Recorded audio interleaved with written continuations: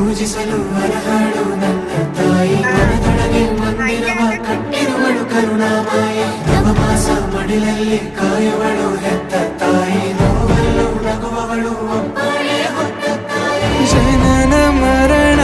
ಜಗದ ಸಂತೆ ಅದಕ್ಕೂ ಮೀರಿನಿ ಬೆಳೆದು ನಿಂತೆ ಕರುಣೆ ಸಹನೆಯ ಮೂರ್ತಿಯಂತೆ ದೇವರಿಗೂ ನೀ ಸ್ಫೂರ್ತಿಯಂತೆ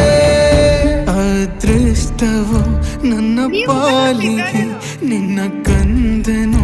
ನಾ